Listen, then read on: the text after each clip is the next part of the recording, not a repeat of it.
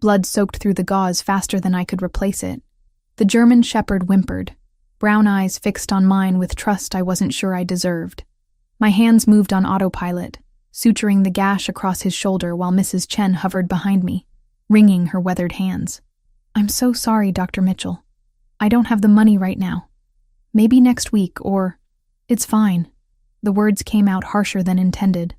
I softened my tone. "Bring me whatever groceries you can spare. Vegetables, rice, anything." Her relief was palpable. My bank account, less so. 3 years had passed since David died on that construction site, leaving me with a 7-year-old daughter, a mortgage of medical bills from his 8-month cancer fight, and the weight of every single tomorrow.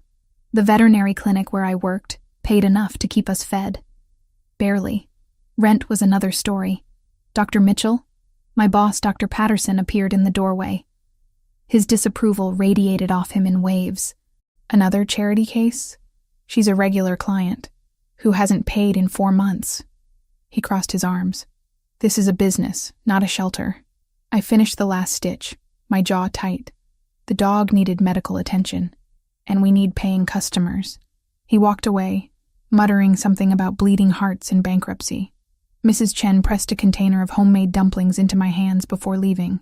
I stared at it. Dinner for tonight. Maybe breakfast tomorrow if I stretched it. My phone buzzed. "Elena, picking up Lily from school. Meet us at your place?" I glanced at the clock. Already 4:30. My shift had bled into overtime again. I texted back a quick thanks and stripped off my blood-stained scrubs, replacing them with the spare jeans and sweater I kept in my locker. The sweater had a hole near the hem. I tugged it down, hoping it wasn't obvious. The walk to my apartment took 15 minutes. 15 minutes of trying not to calculate exactly how short I was on rent. $4,200. Due in 6 days. The eviction notice was already taped to my door. A cheerful pink paper promising homelessness if I didn't comply. I found Elena and Lily on the building's front steps. My daughter's face lit up when she saw me. "Mommy!" She crashed into my legs, nearly knocking me over. "Tia, Elena bought me ice cream." "Did she?" I shot Elena a look. My best friend since college just shrugged, her dark hair catching the late afternoon sun. "It was $2, Claire." "Relax." I wanted to argue, wanted to explain that $2 was $2, that everything added up, that I was drowning in addition. Instead, I smiled. "Thanks for getting her. Always." Elena's voice dropped as Lily skipped ahead, chattering about her day. "You look exhausted. 20-hour shift will do that." "Claire, don't." I knew what was coming. The offer to loan money, the concern, the pity. "I'm handling it." Elena's expression said she didn't believe me, but she let it go. "We need to stop at the store. Your fridge is empty." "Don't argue," she added when I opened my mouth. "I saw it yesterday when I dropped off those files. Grocery shopping with $11 in my account." Perfect. The corner market was busy, filled with the after-work crowd. I grabbed the essentials: milk, bread, peanut butter. Lily wanted cereal, the colorful kind with the cartoon character. I reached for the store brand instead. "But Mommy, not today, baby." Her disappointment cut deeper than any of Dr. Patterson's criticism. Elena squeezed my shoulder but said nothing. We were heading for checkout when Lily gasped. "Mommy, look!" A man stood near the exit, phone pressed to his ear. Tall, expensive suit that probably cost more than my monthly rent. Dark hair swept back, strong jawline, the kind of presence that made people move out of his way without being asked. He radiated power, money, everything I didn't have. "What, Lily?" He dropped something. Before I could stop her, my daughter darted forward. "Lily!" But she was already running, her worn sneakers slapping against the linoleum. A leather wallet lay on the floor where the man had been standing. He'd moved toward the automatic doors, still speaking rapid Italian into his phone, his back to us. "Sir, sir!" Lily's voice carried across the store. My heart jumped into my throat. I abandoned the cart and chased after her, Elena close behind. The man turned, and I froze. His eyes found mine first, gray-blue, cold, calculating. They swept over me in less than a second, and I felt catalogued, assessed, found wanting in my thrift store sweater and scuffed boots. Then his gaze dropped to Lily, who held his wallet up like a trophy. "You dropped this." The coldness in his expression flickered. Something else moved behind it, something I couldn't name. He took a step toward her, and every maternal instinct I had screamed danger. I reached Lily, pulling her against my side. "I'm sorry." She just wanted to return it. No need to apologize. His voice was low, accented. Italian, definitely. Smooth like aged whiskey. He crouched to Lily's level, and I saw the scar on his left eyebrow, the way his suit jacket stretched across broad shoulders. "Thank you for your honesty, little one. What's your name?" "Lily." She beamed at him, completely unaware of my tension. "Mommy says we should always be kind to people, even strangers. Your mommy is very wise." His eyes lifted to mine again. This time they lingered, on the dark circles I knew shadowed my face, on my chapped hands, on the hole in my sweater I'd tried to hide. I saw the exact moment he understood. Poor. Struggling. Desperate. Heat flooded my cheeks. "We should go." "Wait." He straightened, reaching into his wallet. "A reward for such honesty." "No." The word came out sharper than I intended. "We don't want money." She did it because it was right, not for payment. Something shifted in his expression. Surprise, maybe. Interest. "And you are?" Why did he want to know? I hesitated, instinct warring with the strange pull I felt toward this dangerous stranger. Claire Mitchell. Elena Martinez," Elena added from behind me, her tone wary, protective. The man's gaze moved to Elena briefly before returning to me. "I'm Adriano." He offered his hand. I stared at it, stared at the expensive watch on his wrist, the manicured nails, the strength in those fingers, hands that had never struggled to pay rent, never traded medical care for dumplings. I shook it anyway because Lily was watching, because saying no would require explanation. His grip was warm, firm. It sent an unexpected jolt through my arm. "Thank you again, Lily." He smiled at my daughter, and the expression transformed his face from cold to almost gentle. "You're very brave." Lily giggled. I pulled her away. We left him standing there, my heart hammering for reasons I couldn't explain. Elena waited until we were outside before speaking. That was Adriano Verciani. The name meant nothing to me. So my brother-in-law works at the courthouse. He says people don't talk about that name. Not openly. She lowered her voice. "He's connected, Claire. Like, connected. Mafia." She meant mafia. I looked back through the store window. Adriano was gone, but the memory of those gray-blue eyes stayed with me, analyzing, dissecting, seeing too much. "Come on," I said, shepherding Lily toward home. "Let's get dinner started." That night, after Lily fell asleep clutching her favorite stuffed rabbit, I sat at my kitchen table staring at bills I couldn't pay, the eviction notice, the credit card statements, the medical debt that followed me like a shadow. Somewhere across the city, Adriano Verciani probably sat in some mansion, thinking nothing of the desperate woman and her child who'd returned his wallet. I was wrong. Adriano watched the city lights from the back of his car, Victor driving in silence. His phone buzzed with messages he ignored. Business. Territory disputes. The usual violence disguised as enterprise. None of it mattered. "Find out everything about Claire Mitchell," he said quietly. "And the girl. Lily." Victor's eyes met his in the rearview mirror. "Sir? Everything. Where she works, where she lives, why she looks like she hasn't slept in days."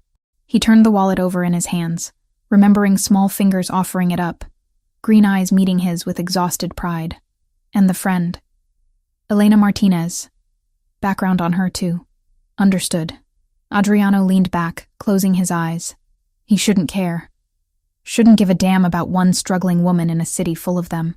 But something about Claire Mitchell had lodged under his skin. The way she'd refused money. The fierce protection in her posture when she'd pulled her daughter close. Those stunning green eyes that held more strength than most of his soldiers. And the child. Lily. She'd looked at him without fear. With pure innocence he'd forgotten existed. His wife had been 5 months pregnant when the car bomb killed her. Their son would have been 7 by now, the same age as Lily. He opened his eyes, staring at nothing. This was dangerous. Foolish. He should forget them, move on, focus on business. But even as he thought it, he knew he couldn't. How quickly can you get that information? By morning, Victor replied. Make it happen. Tomorrow, he would know everything. And then he would decide what to do about the woman with green eyes who'd stirred something he'd thought died 7 years ago. Something that felt dangerously close to hope. The file arrived on Adriano's desk at dawn. Victor had worked through the night, efficient as always. He opened it. Claire Elizabeth Mitchell, 28 years old, widowed, veterinarian at Patterson Animal Clinic, earning $32,000 annually. Husband David Mitchell died 3 years prior from complications of pancreatic cancer. 8 months of treatment, experimental therapies, multiple hospital stays, medical debt, $47,000. The number stared back at him. Not from the clinic, from the hospital. Memorial Medical Center and 3 collection agencies had purchased the debt, adding fees and interest until the original $28,000 ballooned into something insurmountable.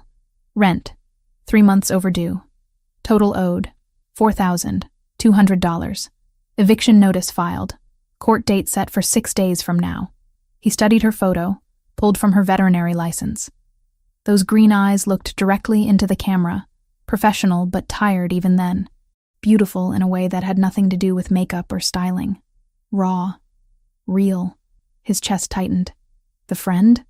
He asked without looking up. Victor slid another file across the mahogany surface. Elena Martinez, 29. Registered nurse at Memorial Medical Center. She was assigned to David Mitchell during his final week. That's how they met. Adriano's eyes lifted. She cared for the husband? Yes. They became close. Mitchell had no family except Claire and the daughter. Elena stayed with them through it. He paused. She lives 3 blocks from Claire. Helps with the kid regularly. Groceries, babysitting, small expenses Claire won't accept directly. Loyalty forged in grief. The strongest kind. Adriano turned pages. Solid work history. No debt but modest savings. A DUI at 22. Probation completed. Nothing since. Background check clean on both. Completely. Mitchell's never been arrested, not even a parking ticket. Martinez is the same after the DUI. They're clean, boss. Adriano closed the files. The city sprawled beyond his office windows, oblivious to the decisions being made in rooms like this. Decisions that changed lives without permission. Pay the medical debt. All of it. Make it look legitimate. Victor's expression remained neutral. How? Hospital donation. Anonymous benefactor establishing a fund to forgive terminal patient debts. Make sure Mitchell's name is on the list. 10 other names too, so it doesn't look targeted. That's nearly $500,000 for cover. Then it's $500,000 well spent. Adriano stood, buttoning his suit jacket. Do it today. And the rent? He hesitated. Too obvious. She'd know. Not yet. Let her come to me first. After Victor left, Adriano poured whiskey he didn't drink and stared at Claire's photo. She'd looked at him yesterday with exhausted pride, refusing money for her daughter's honesty. Most people in her position would have begged. She'd walked away. You're playing with fire. Sophia appeared in his doorway, arms crossed. His sister had a talent for materializing when least wanted. Good morning to you too. Don't. She moved into the room, closing the door behind her. Victor told me about the debt payment. $500,000, Adriano? For a woman you met once? 11 people benefit from that fund. You don't give a damn about the other 10. Sophia's dark eyes narrowed. What is this really about? He turned away, looking out at the skyline. She has a daughter. So? The girl is 7. Understanding dawned on Sophia's face. Her voice softened. Adriano, don't. He cut her off. I know what you're thinking. I know what this looks like. But when that child smiled at me, when she ran up with my wallet like returning, it was the most important thing in the world. He stopped. Swallowed. Our son would have been 7. Sophia moved beside him, touching his arm.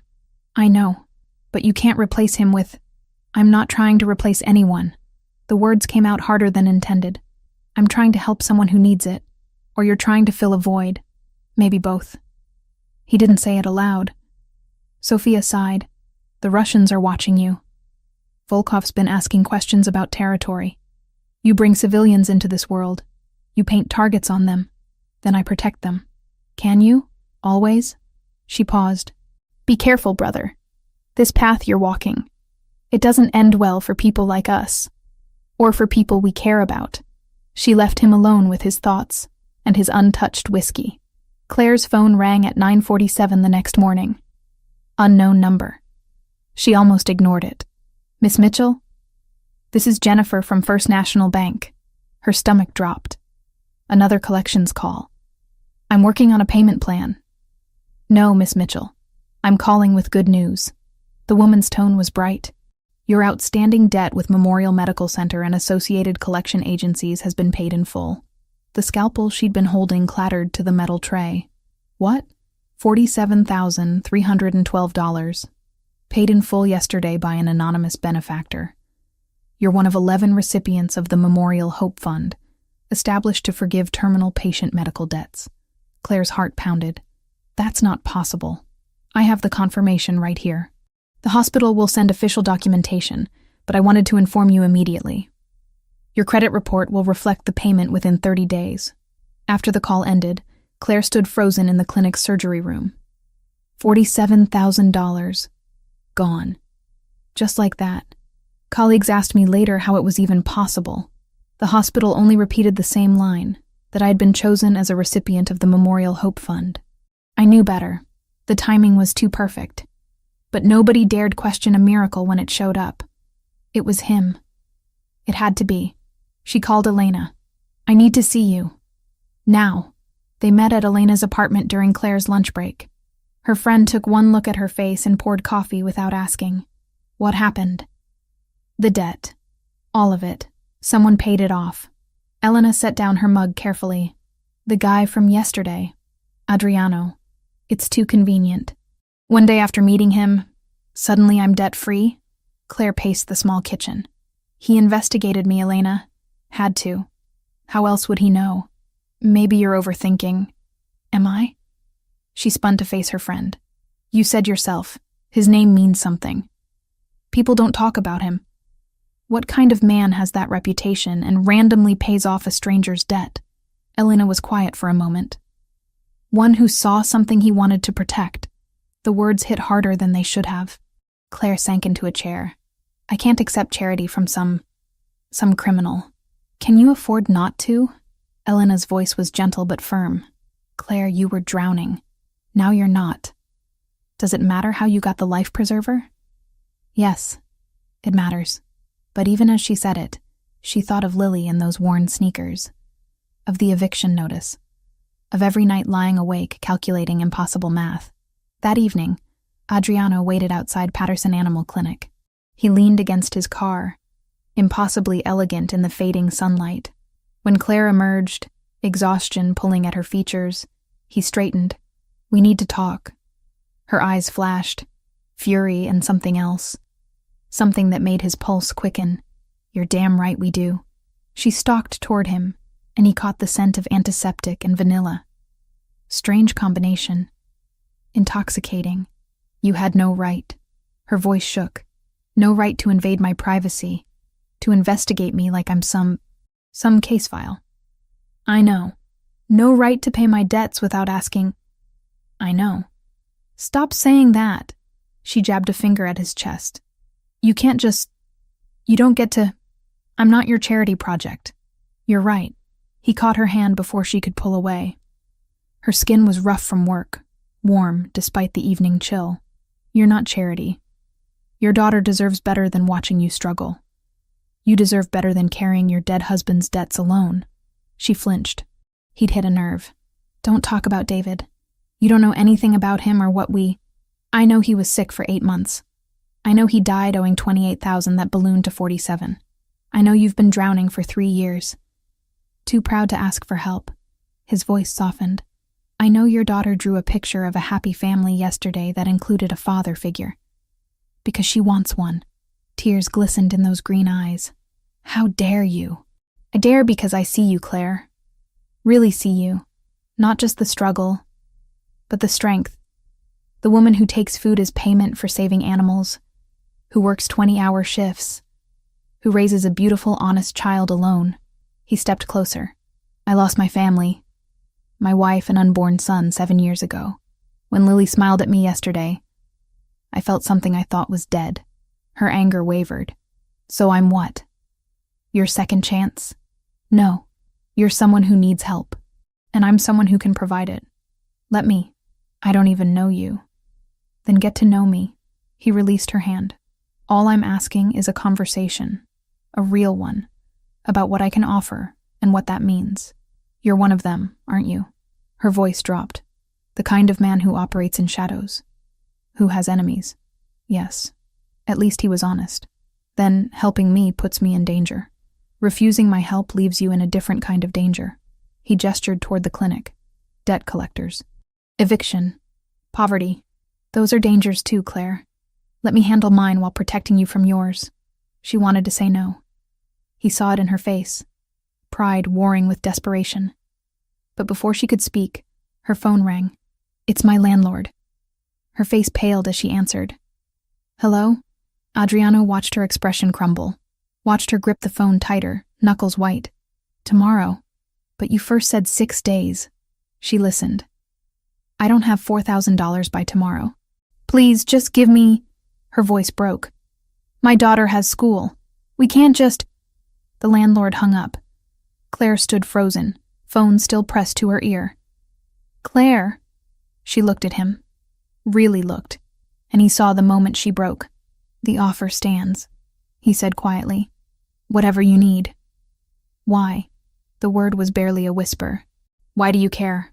Because when your daughter ran after me with my wallet, smiling like honesty was the most natural thing in the world, I remembered what it felt like to have something worth protecting. He pulled out his phone. One call. Your rent is paid. Your debts are gone. You have breathing room. No strings. There are always strings. Not with this. He held her gaze. Think about it. My number is already in your phone, from the bank transaction. When you're ready to talk, call. He left her standing there in the parking lot, backlit by failing light, her whole world shifting beneath her feet. That night, Claire stared at her ceiling while Lily slept peacefully in the next room. Her phone glowed with a saved number. Adriano Verciani. One call. That's all it would take.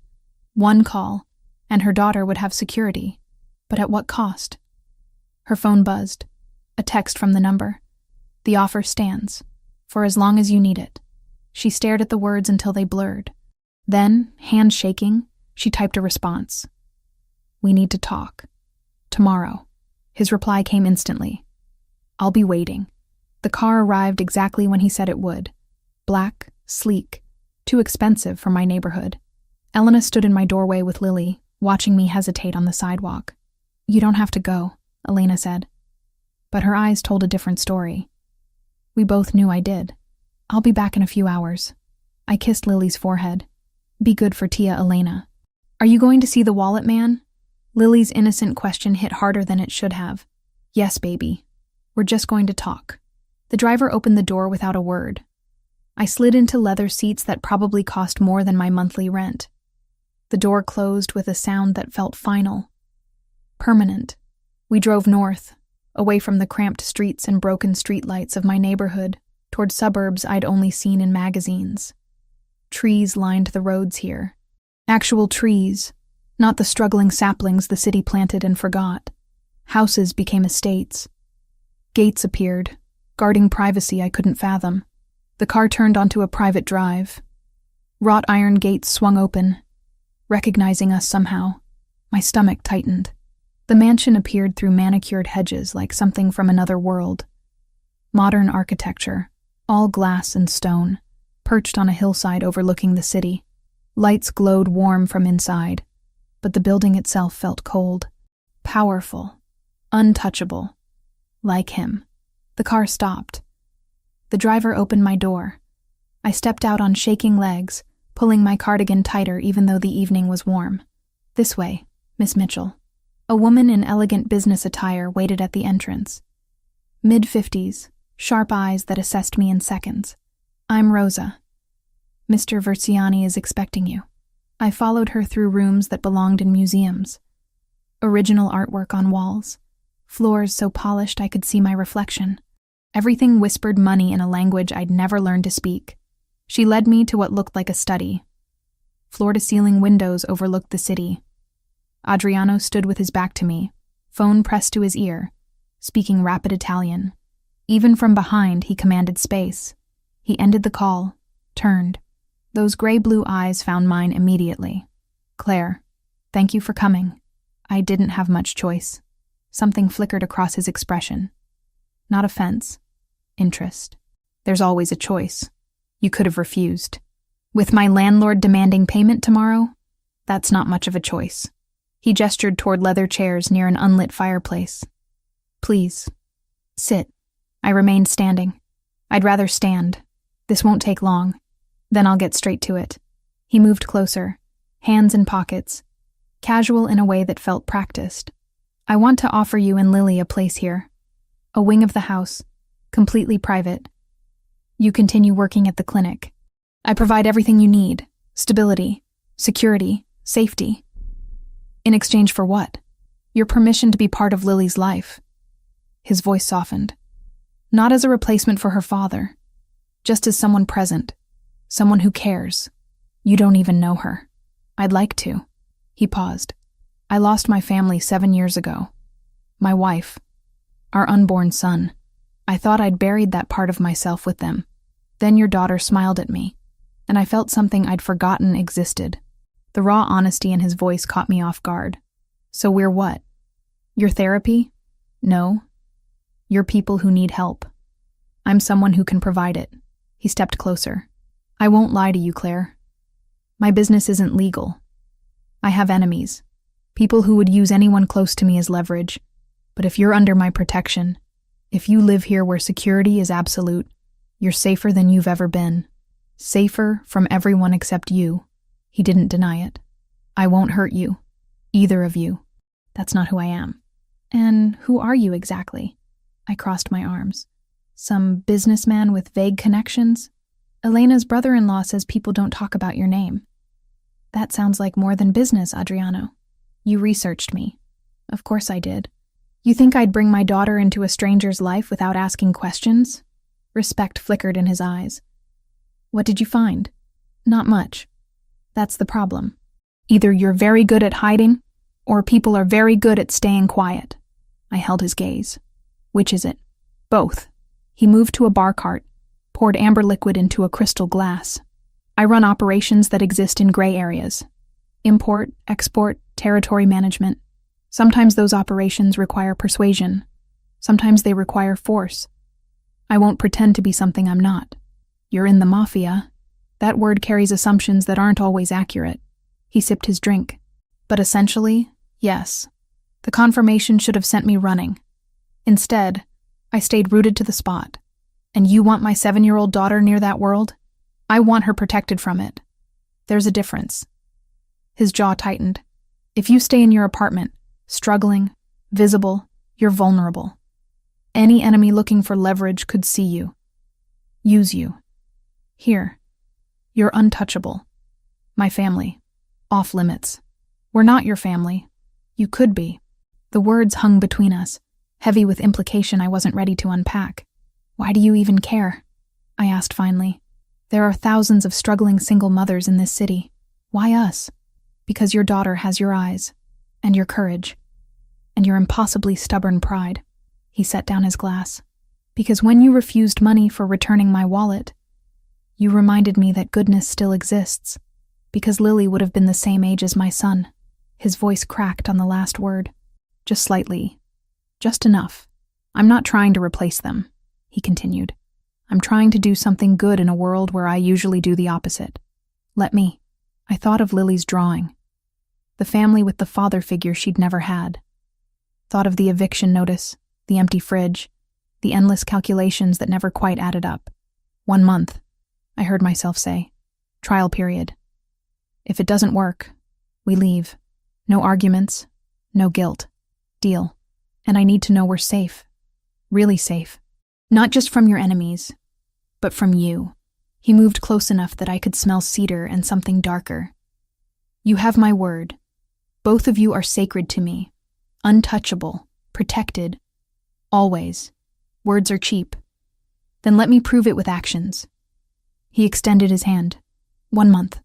My protection, my resources, my home, in exchange for the chance to be part of something I thought I'd lost forever. I stared at his hand, at the scars on his knuckles, at the strength in those fingers.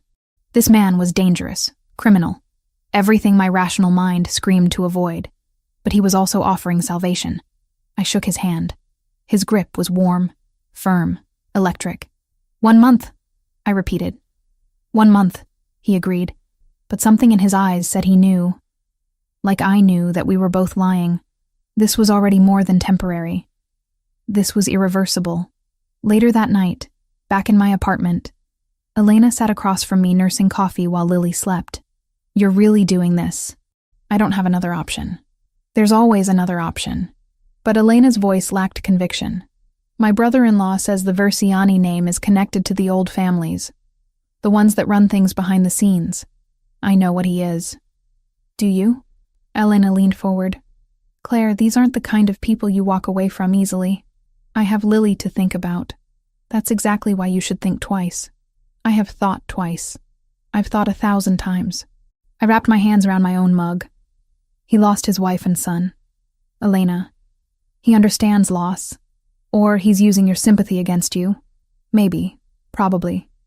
But when Adriano had spoken about his family, I'd seen genuine pain. The kind that couldn't be faked. 1 month, I said. If it's wrong, we leave. Elena studied me for a long moment. You like him. I don't even know him. But you're attracted to him. I didn't answer. Didn't need to. Elena knew me too well. Just be careful, she said finally. Men like that, they don't do anything halfway. If he decides he wants you, really wants you, he won't stop until he has you. Her words echoed in my head long after she left. I checked on Lily, watching her sleep peacefully, clutching her rabbit. Tomorrow I'd tell her we were moving. She'd probably be excited.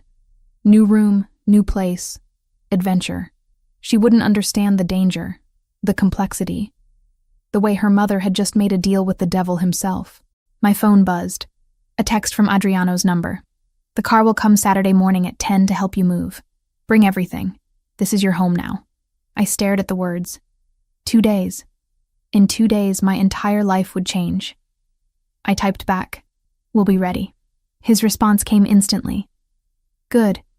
Sleep well, Claire. You're safe now.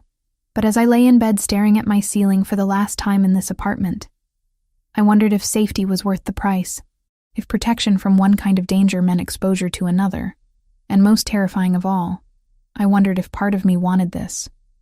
Wanted him. Wanted to step into his dark world and see what happened when I stopped running from shadows and walked straight into them instead. Moving day arrived with 3 black SUVs and 6 men in suits who handled our meager belongings like they were transporting treasure. Lily bounced on her toes, clutching Mr. Flopsy, her rabbit, while Elena stood beside me watching the choreographed efficiency. Last chance to change your mind, Elena murmured. I squeezed her hand. I know, but I didn't change my mind. Couldn't. The eviction notice was real. The empty cupboards were real. This chance, dangerous as it was, felt like the only real option I had left. The drive to the mansion felt shorter this time. Familiarity, maybe. Or resignation.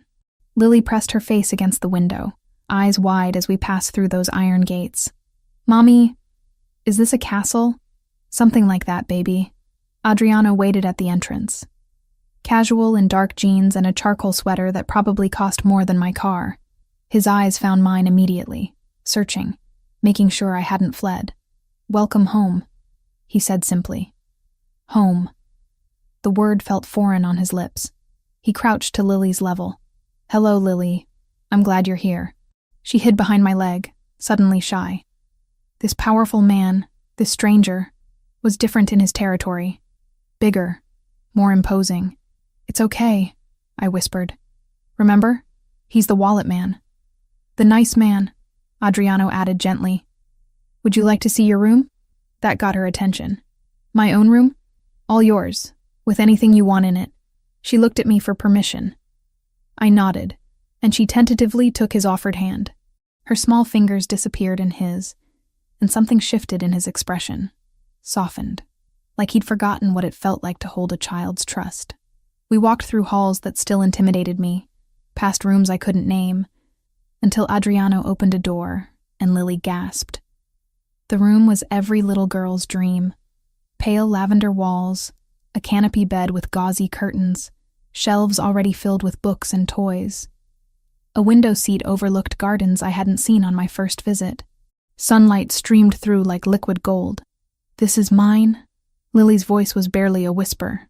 All yours, Adriano confirmed. If you want to change anything, just tell me. She released his hand and ran to the bed, bouncing once, twice, then diving into pillows that swallowed her whole. Her laughter echoed off the high ceilings. I felt tears prick my eyes. When was the last time I'd heard her laugh like that? Unburdened. Free. Thank you, I said quietly to Adriano. You didn't have to do all this. Yes, I did. His eyes never left Lily. Every child deserves this. Joy, safety, space to just be a child. The rawness in his voice reminded me he'd lost his chance at this. His son would never bounce on a bed or laugh in sunlight. Later, after Lily had explored every corner of her new domain and Rosa had served lunch that Lily barely touched because she was too excited, Adriano showed me to my room. Adjacent to Lily's, connected by a door, but entirely separate. Your space, he said. Private. Locked if you want. I'll never enter without permission. The room was beautiful.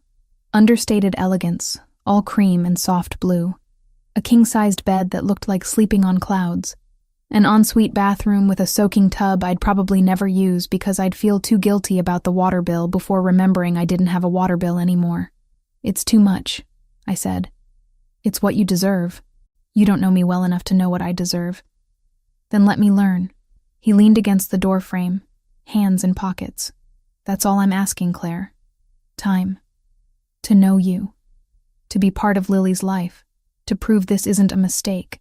Before I could respond, Lily's voice carried from her room. Mommy, Mr. Rosa says I can pick any color for the art supplies. It's just Rosa, baby, I called back. Not Mr. Rosa. Adriano smiled. She's adjusting faster than you. She's 7. Everything is an adventure. I paused. I work tomorrow. My shift starts at 7. Victor will drive you and bring you home. I can take the bus. No, not harsh. Final. You're under my protection now. That includes safe transport. I wanted to argue, but the memory of the eviction notice, of counting pennies for bus fare, stopped me. Fine, but I pay for gas. Claire, that's non-negotiable. I'm not a kept woman. I contribute where I can. Respect flickered in his eyes. Understood. Elena visited that evening, arriving with cookies she'd baked and suspicion she didn't bother hiding. Adriano was cordial, offered her wine she refused, then left us alone in the cavernous living room. He's watching you like you might disappear, Elena observed once he'd gone. He lost his family. He's probably terrified of losing people. Or he's possessive as hell and you're rationalizing. Maybe both. Every instinct screamed at me not to trust a man like him, not to bring Lily into his world. But each time I looked at her worn sneakers, or the drawings she made of families she wished she had, I knew I was out of options. Perhaps I didn't trust Adriano. But I trusted even less the eviction notice taped to my door. The first week passed in surreal adjustment. Lily thrived. She drew pictures that now went on an actual refrigerator with actual food inside. She played in gardens that sprawled like parks. She called Adriano Mr. Adriano with careful politeness, keeping distance even as she grew comfortable. He never pushed, never demanded affection. Just existed in her orbit, present, but not intrusive. The second week, something shifted. Adriano was working at the dining table, laptop open, phone constantly buzzing. Lily sat nearby with crayons and paper. "What are you drawing?" he asked during a break. She held up a picture.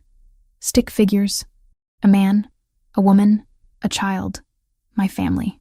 He stared at it too long. It's beautiful. This is you. She pointed to the tall figure. You have sad eyes sometimes. Do I? Uh-huh. Like you're thinking about something that makes you not happy. She tilted her head. Mommy says everyone has sad sometimes. That's okay. I watched from the doorway, invisible. Watched this dangerous man's throat work. Watched him blink rapidly. Your mommy is very wise, he managed. Do you want to draw with me? I'm not very good at drawing. That's okay. I can teach you.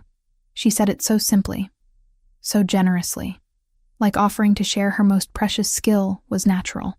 Adriano's hand trembled slightly as he picked up a crayon. By week 3, Lily showed him her drawings without being asked. He kept every single one, pinning them to a board in his office that had previously held strategic maps and business plans. One evening, tucking Lily into bed, she asked the question I'd been dreading. Is Mr. Adriano going to be my new daddy? My breath caught. Why do you ask that, sweetheart? Because he's nice. And he lives with us. And he looks at you the way Daddy used to look at you in the pictures. 7 years old and already seeing too much. Mr. Adriano is our friend, I said carefully. He's helping us. But your daddy was your daddy. No one can replace him. Can I have 2 daddies? One in heaven and one here? The innocence of it shattered me. We'll see, baby. Let's just take it slow, okay? Okay? She yawned. But I like him, Mommy. He's not scary like I thought he'd be. After she fell asleep, I found Adriano in his study. He looked up when I entered, concern immediate. She asked if you're going to be her new father, I said without preamble. He set down his pen slowly. What did you tell her? That we're taking things slow. That her father can't be replaced. I moved further into the room. She likes you. A lot. That scares me. Why? Because you're dangerous. Because your world is violent. Because if she gets attached and something happens... I stopped. Swallowed. I can't let her lose another father figure. Adriano stood, moving around the desk. I won't let anything happen to either of you. You can't promise that. Watch me. He stopped close enough that I could see the flecks of darker blue in his eyes. I've built an empire on keeping promises, Claire. When I say you're protected, I mean it with every resource I have. Even from yourself? Especially from myself. His voice dropped. You think I don't know what I am? What I represent. I won't corrupt her innocence. I won't expose her to my work. She'll have the childhood she deserves. Insulated from everything dark in my life. And me? The question escaped before I could stop it. Am I insulated too? Something heated in his gaze. Do you want to be? The air between us crackled. Dangerous territory. I stepped back. I should go. Early shift tomorrow. Claire, he caught my wrist. Gentle. Always gentle despite the violence I knew those hands were capable of. I meant what I said. You're safe here. Both of you. Sacred to me. I pulled away, not trusting my voice. Not trusting the way my pulse jumped at his touch. That night, unable to sleep, I heard raised voices from downstairs. Adriano and another man. Victor, probably. I crept to the landing, staying in shadows. The Russians photographed her leaving the clinic, Victor's voice carried. And the friend, Elena, they're building a profile. Then we adjust security. Adriano's tone was steel. Double the detail on Claire. Put surveillance on Elena's building. I want to know if anyone even looks at them wrong. Boss, this is escalating. Volkov is going to see them as leverage. Then Volkov dies before he can use them. The casual way he said it froze my blood. We need to be smart about this, Victor continued. The Russians won't back down if you... I don't care what they do. Claire and Lily are off limits. Make that crystal clear through whatever channels you need to. I retreated to my room before I could hear more. Climbed into bed that suddenly felt less safe and more like a beautiful trap. I'd walked into his world with eyes open. But hearing the reality, the casual discussion of surveillance and death, made it real in a way nothing else had. Sleep came in fragments, filled with dreams of gray-blue eyes and promises that tasted like lies and truth in equal measure. 1 month. That's how long it had been since Lily and I moved into Adriano's fortress. 1 month of watching my daughter bloom in gardens I could never have given her. 1 month of catching his gaze across dinner tables, feeling something dangerous coil in my chest. 1 month, and he was asking for forever. I want to adopt Lily. Legally. His words hung in the study's expensive air. Give her my name, my protection under law. The document sat between us on his desk. Official. Binding. Terrifying. You've lost your mind. I stood so fast my chair scraped against polished floors. She has a mother. Me. I'm her mother, and you'll continue being her mother. His voice was maddeningly calm. But she'll also have a father. Legal protection no one can challenge. The Versiani name carries weight, Claire. Power, safety. You can't just buy a family. I'm not buying anything. He moved around the desk, and I hated how my body responded to his proximity. I'm offering something real. The Russians are circling, asking questions about you and Lily.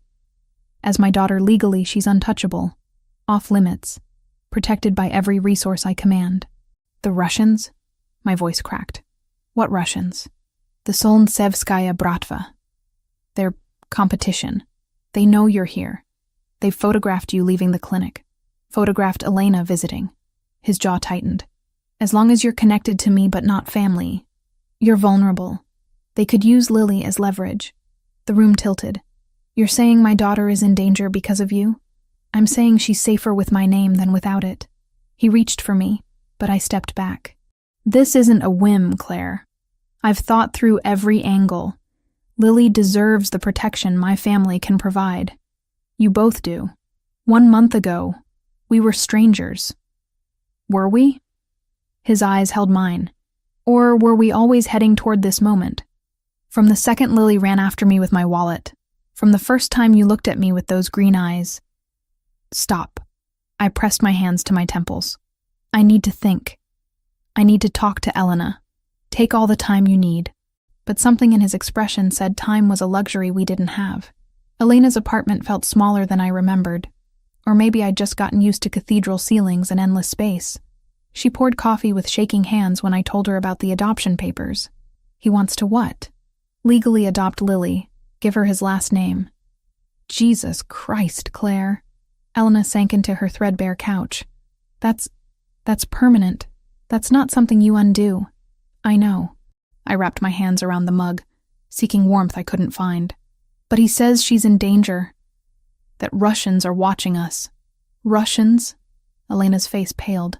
My brother-in-law mentioned something about Russian families moving into Versiani territory. Said it was getting ugly. He photographed you too. Said you're being watched because you visit us. Elena was quiet for a long moment. Claire, be honest with me. How do you feel about him? The question I'd been avoiding. He's dangerous. Criminal. Everything I should run from. That's not what I asked. I closed my eyes. When Lily calls him Mr. Adriano, I see something break and heal in him simultaneously. When he looks at me across the dinner table, I forget how to breathe. When he touches my hand, even accidentally, I feel it everywhere. You're in love with him. I can't be. It's been a month. Time doesn't matter. Elena reached across to squeeze my hand. My question is, does Lily deserve this protection? Does she deserve a father who clearly adores her? Because that's what this is really about, isn't it? Not you and your fears. Your daughter and her future. She was right. I hated that she was right. Back at the mansion, I found Lily in her room, surrounded by crayons and paper. She looked up when I entered, smile bright as sunrise. Mommy, look what I drew! The picture showed 3 figures holding hands. A tall man, a woman, a small girl with pigtails. Above their heads, she'd written in careful block letters, "My family. It's beautiful, baby. That's you, and that's me, and that's Mr. Adriano." She pointed to each figure. We're all happy. See the smiles? I knelt beside her, throat tight. Lily, baby, can I ask you something? Uh-huh. How do you feel about Mr. Adriano? She tilted her head, considering. He's nice. He listens when I talk. He doesn't get mad when I mess up my drawings. And he has sad eyes like you used to have before we came here. Sad eyes? Yeah. Like you're thinking about Daddy and feeling lonely. But you don't look like that anymore, Mommy. Not since we've been here, out of the mouths of children. That evening, I found Adriano in his study, phone pressed to his ear, speaking rapid Italian that sounded like barely controlled fury. He saw me, ended the call immediately. "Claire, who was that? No one you need to worry about. If it involves my daughter's safety, I need to worry about everything." I closed the door behind me. "Tell me about the Russians." "All of it." He studied me for a moment, then poured whiskey into 2 glasses, handed me one. "Alexei Volkov, head of the Solnsevskaya Bratva in this region. We've been in a territory dispute for 6 months. It's been contained. Until now. What changed?" "You." He took a long drink. "He sees you and Lily as my weakness. A pressure point. He sent a message today. Subtle. A threat wrapped in courtesy. What kind of message? The kind that says he knows where Lily goes to school, what time Elena leaves for work, how many guards I have posted here." His knuckles whitened around the glass. He's testing boundaries, seeing how far he can push before I retaliate. Fear spiked through me. "What are you going to do?" "Whatever I have to." The cold certainty in his voice was absolute. "But it would be easier, cleaner, if you and Lily were legally mine. Family. Because in my world, family is sacred. Attacking family starts wars that don't end until everyone's dead. And you'd start a war for us? I'd end one for you." He set down his glass. "I lost my family once, Claire. I won't lose another. Not while I have breath in my body and power in my name." The raw honesty shattered something in me. "The papers," I said quietly. "Where do I sign?" Relief and something deeper flooded his expression. "You're sure?" "No. But I'm sure Lily deserves every protection you can give her. I'm sure she looks at you like you hung the moon. I'm sure that drawing in her room includes you as part of our family." I moved closer. "I'm sure that despite every logical reason to run, I'm still here." "And the other thing?" His voice dropped. "The thing neither of us is saying?" "What thing?" "The way you look at me when you think I'm not watching. The way your breath catches when I'm close. The way we're both pretending this is just about Lily when we know it's more." My pulse hammered. "Adriano, I'm not asking you to love me, Claire. Not yet. But I'm asking you to stop pretending you don't feel something. What I feel terrifies me." "Good." He stepped close enough that I could see gold flecks in those gray-blue eyes. "Because what I feel for you scares the hell out of me too. But I'm done fighting it. Done pretending this is just about protecting a child, when the truth is I want you. All of you. And I want forever, not just 1 month." Before I could respond, his phone buzzed. He glanced at it, jaw tightening. "I have to take this." "Is it?" "Yes." He cupped my face briefly. "Sign the papers. I'll handle Volkov. You're safe here. Always." He left me standing in his study, heart racing, knowing that by signing those papers, I was binding myself to him in ways that had nothing to do with legality and everything to do with the dangerous thing growing between us. The adoption was finalized 2 weeks later. In reality, such a process should have taken months or years.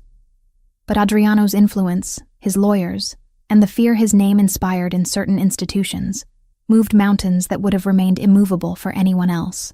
Lily Mitchell Verciani. My daughter wore her new name like a crown, oblivious to the weight it carried. That night, tucking her in, she asked the question I'd been dreading. "Mommy, is Mr. Adriano my daddy now? Like, for real?" I smoothed her wild curls. "What do you want him to be, baby?" "My daddy." No hesitation. "But I still love my heaven daddy too." "Is that okay?" "That's perfect, sweetheart. You can love them both." "Good." She yawned, because I asked him today if I could call him daddy, and he said I could call him whatever my heart wanted. "And what did you choose?" She smiled, already half asleep. "I called him daddy." "And mommy?" He cried. Happy tears like when you're really, really happy. After she slept, I found Adriano on the terrace, staring at city lights that glittered like fallen stars. "She told me what she called you today." He didn't turn. I wasn't prepared for how that would feel, hearing that word from her. I moved beside him.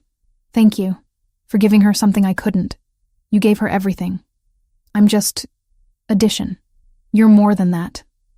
I touched his hand. To both of us. He turned then, and the heat in his eyes stole my breath. Claire, if you don't want this, if you're not ready, tell me now. Because I'm barely holding on. To what? To the promise I made myself. That I wouldn't touch you, wouldn't push, until you were sure. His voice was gravel. But I'm losing that battle. Then maybe, I whispered. You should stop fighting. The kiss that followed was inevitable. Desperate. Years of loneliness and fear combusting into something that burned away every doubt. His hands tangled in my hair. Mine clutched his shoulders. And for the first time since David died, I felt whole. When we finally broke apart, both breathing hard, he pressed his forehead to mine. This changes everything. I know. No going back. I don't want to go back. And I meant it. Despite the danger, despite the impossibility, despite every logical reason to run, I was exactly where I belonged. The courthouse smelled of old paper and bureaucracy. Claire smoothed her dress for the third time, anxiety coiling in her stomach. Beside her, Lily swung her legs from the wooden bench, clutching Mr. Flopsy and humming a tune only she understood. Are you nervous, Mommy? A little baby. Don't be. Mr. Adriano says everything will be okay. She said it with absolute faith, the kind only children possessed. Adriano stood across the hallway speaking with his lawyer, a man in an expensive suit who looked like he'd never lost a case in his life. Victor flanked them, perpetually vigilant. When Adriano glanced over, his eyes softened, seeing Lily's smile. The judge's chambers were less intimidating than Claire expected. Warm wood paneling, family photos on the desk, a woman in robes who looked at them over reading glasses with something approaching kindness. This is an unusual case, Judge Harrison said, reviewing the paperwork. Adoption of a child whose mother is present and capable. My client wishes to provide legal protection and family status to the child, Adriano's lawyer explained smoothly. Ms. Mitchell remains the primary guardian. Mr. Verciani is adding paternal rights and responsibilities. The judge studied them.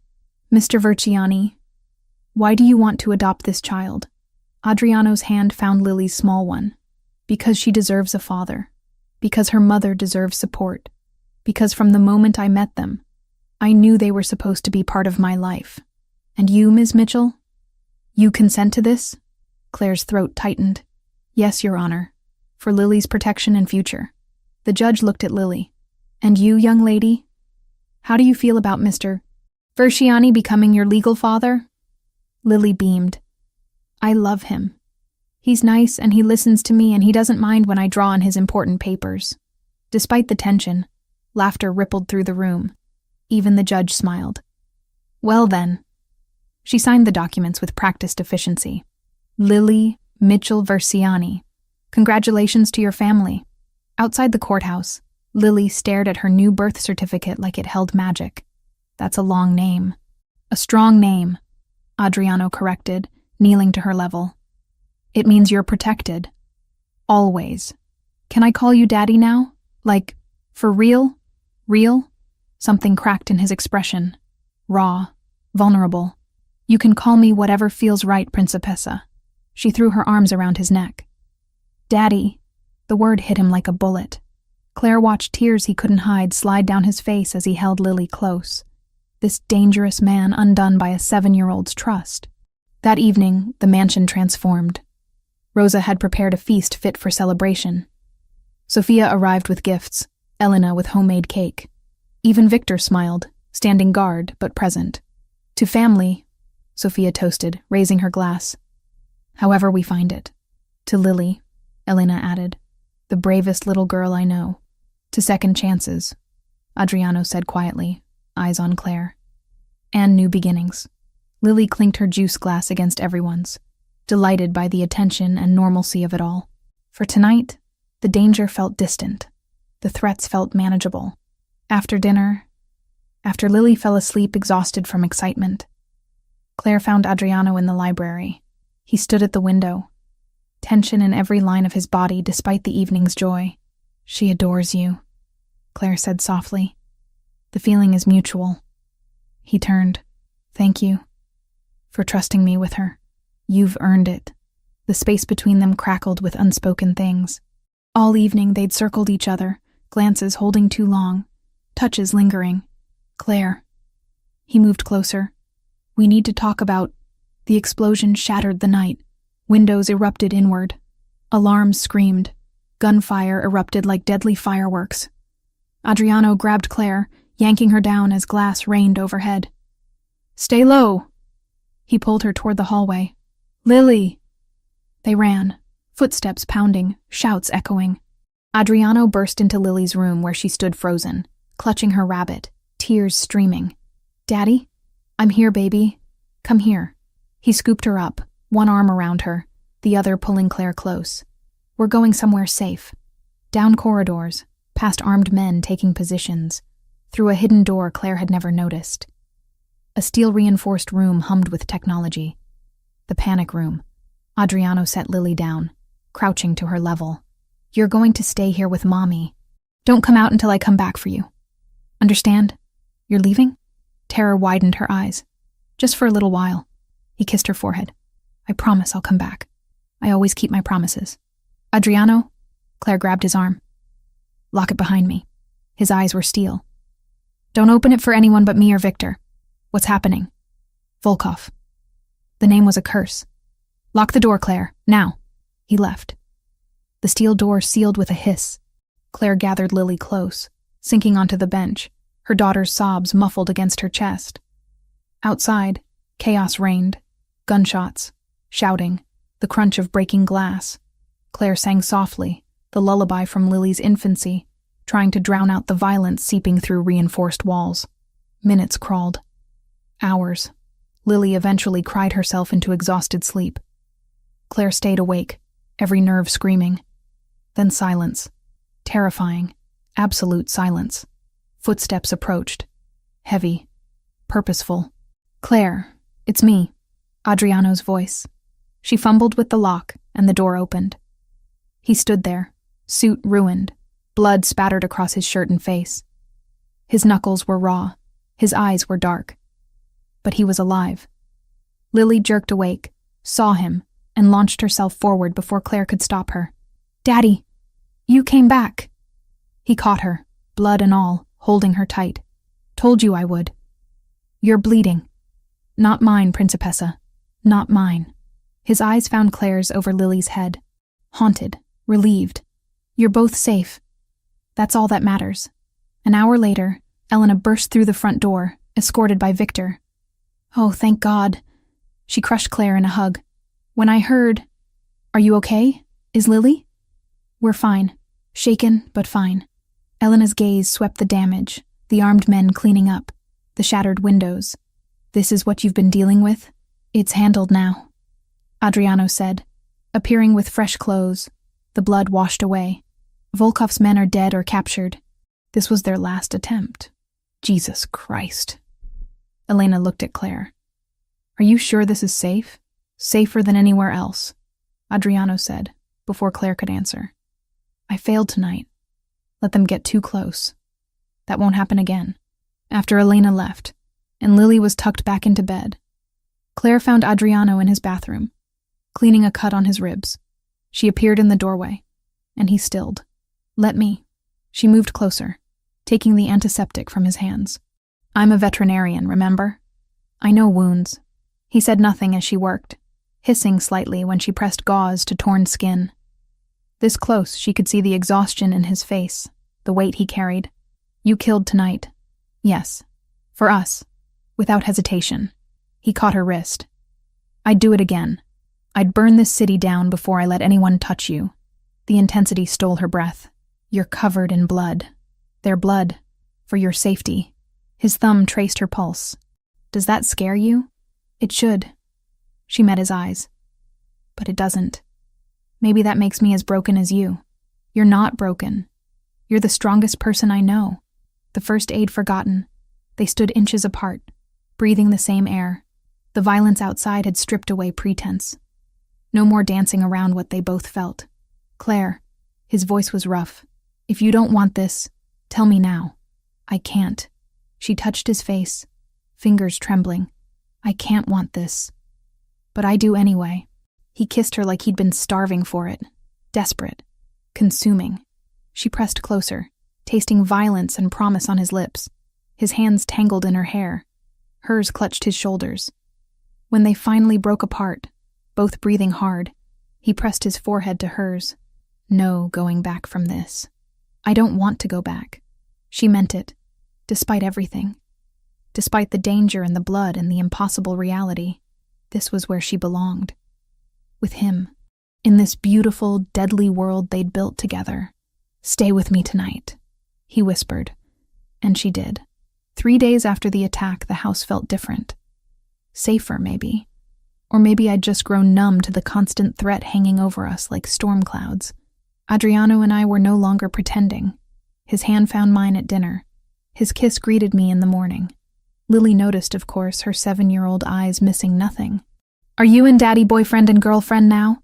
she asked over breakfast, syrup dripping from her fork. "Something like that," I said, catching Adriano's amused smile. "Good. You smile more now." She returned to her pancakes, satisfied with her assessment. The war with Volkov hadn't ended. It had merely paused to reload. Men in suits patrolled the grounds with barely concealed weapons. Victor's face grew grimmer with each passing day, and Adriano spent hours locked in his study, orchestrating moves on a chessboard I couldn't see but felt in my bones. When one of his men stumbled into the kitchen bleeding from a shoulder wound, the house doctor was 2 hours away dealing with another emergency. I didn't think, just moved. "Sit down. Now." I pushed the man into a chair, grabbing clean towels. "Rosa, I need hot water, antiseptic if you have it, and thread. Fishing line works if you don't have medical sutures." The man looked at Adriano for permission. Adriano nodded. I'd stitched up more dogs and cats than I could count. Human anatomy wasn't that different. My hands stayed steady as I cleaned the wound, assessed the damage, sutured the torn flesh with precise movements born from years of practice. "You'll live," I told him when I'd finished. "But you need antibiotics and rest." "Thank you, ma'am." Respect colored his voice. Sophia appeared in the doorway, having witnessed the whole thing. "She's more capable than we gave her credit for. I told you," Adriano said quietly. "She's stronger than she looks." But strength couldn't prepare me for what came next. Elena's shift ended at midnight. She texted me like always when she got home. Except that night. The text never came. My phone rang at 1 a.m. Unknown number. My stomach dropped. Claire Mitchell. A voice I didn't recognize. Accented. Cold. "You're familiar with this number because you've researched me." "Alexei Volkov." Everything inside me turned to ice. "What do you want?" "A trade. Your pretty friend for you. Come alone to the address I'm sending. 24 hours. Or Elena dies." The call ended. A text arrived with a location. An abandoned warehouse in the industrial district. I found Adriano in his study despite the hour. His face went white when I told him. "Absolutely not. She's my best friend. She's Lily's godmother. I'm going." "Like hell you are." He stood, pacing like a caged predator. "He'll kill you both. That's how this works." "Then what's your solution? Let her die?" "We find another way." He grabbed his phone. "Victor can... There's no time." I slammed my hand on his desk. 24 hours, Adriano. You think your men can mount a rescue in that time without her getting killed in the crossover?" Sophia entered without knocking. I was listening outside. She's right. Volkov's expecting an assault. He won't expect her to actually come. "Stay out of this," Adriano growled. "No." I moved in front of him, forcing him to look at me. "I have an idea. It's risky, but it could work." He listened as I explained. Xylazina, a veterinary sedative used on large animals. In humans, it caused respiratory failure. Looked like a heart attack. I could carry a loaded syringe disguised as an EpiPen, get close enough to inject Volkov or his guards. "You want to poison a Russian mafia boss?" Adriano stared at me like I'd lost my mind. "I want to save my friend. By getting yourself killed. By being smart." I grabbed his hands. "I'm not going in blind. I go in with backup you position ahead of time. I create an opening. Your men exploit it. We get Elena out. And if it goes wrong, then we tried. I squeezed his fingers. Adriano, please. I can't lose her. She's family. Something shifted in his expression. Understanding. Because he knew about losing family, about the desperate measures we take to protect those we love. This is insane, he muttered, but he was already planning. I could see it in his eyes. The warehouse smelled of rust and abandonment. I walked in with Adriano's voice in my hidden earpiece, and his gun strapped to my ankle under jeans. The syringe pressed against my ribs in an interior pocket. Volkov stood center stage, surrounded by 8 men. Elena was bound to a chair, bruised but alive. Her eyes widened, seeing me. Don't, she tried to say through the gag. The veterinarian. Volkov's smile was cold. Touching that you came. Foolish, but touching. Let her go. I'm here. That was the deal. Deals are flexible. He circled me like a shark. You're more valuable than I thought. Versiani's weakness. His soft spot. I'm nobody's weakness. No? He stopped inches away. Then why are you here risking your life for a friend? Because unlike you, I value loyalty over power. His hand shot out, grabbing my face. That's when I moved. The syringe was out and buried in his neck before he could react. I pushed the plunger. Full dose. Chaos erupted. Volkov stumbled back, hand to his neck. His men lunged. Gunfire exploded as Adriano's men burst through concealed positions. I dove for Elena, cutting her bonds with a knife I'd hidden in my boot. Run! I shoved her toward Victor, who appeared like a ghost. A guard grabbed my arm. I twisted, bringing my knee up hard. He released me with a grunt. Another guard aimed at me. The shot never came. Adriano was there, his weapon speaking with lethal precision. Volkov collapsed, gasping, the sedative doing its work. Respiratory distress, cardiac arrhythmia. He'd be dead in minutes. Claire! Adriano pulled me down as bullets sprayed overhead. Are you hit? No? Elena? Victor has her. We need to move. Now. We ran through smoke and noise and violence. A bullet grazed my arm, hot and sharp. I stumbled. Adriano caught me, half carrying me to the waiting SUVs. Inside the vehicle, he examined my arm with shaking hands. You're bleeding. It's superficial. You were almost killed. His voice cracked. Do you understand? You almost died. But I didn't. And Elena's alive. Never again. He pressed his forehead to mine. You never risk yourself like that again. Then you understand how I feel every time you leave. I cupped his face. This is our life now. Partnership. Risk. Trust. Elena sobbed in the back seat, wrapped in Victor's jacket. I'm sorry. I'm so sorry. Don't. I reached back to squeeze her hand. Your family. I'd do it again. At the mansion. After the doctor treated Elena's injuries and my graze. After Lily was reassured everyone was fine. Adriano found me on the terrace, where this journey began. Volkov's dead. His organization is in chaos. The war's over. For now. There will always be another war, I said quietly. Won't there? Probably. He moved beside me. But I don't want to face them without you. Not anymore. What are you saying? He pulled a box from his pocket. Inside, a ring caught moonlight. Simple. Elegant. Perfect. Marry me. Really marry me. Not for protection or legality or any reason except that I love you. I've loved you since you refused my money with your chin up and your pride intact. Since Lily smiled at me and made me remember what hope felt like. Since you walked into a warehouse to save your friend and reminded me what real strength looks like. Tears blurred my vision. You're sure? This life? It's dangerous. I've never been more sure of anything. He knelt. Claire Mitchell, will you marry me? Yes. The word came out choked. Yes. You infuriating, dangerous, wonderful man. Yes. He slipped the ring on my finger and kissed me like we had all the time in the world. Like the danger had passed and only tomorrow mattered. Behind us, someone cleared their throat. Sophia stood in the doorway, smiling. Congratulations. Now get inside. Lily's been asking when you're getting married for the last 20 minutes. She wants to be a flower girl. We laughed. Actually laughed. Despite everything. despite the blood and the bullets and the impossibility of it all. Because this was family. Broken and dangerous, but absolutely perfect.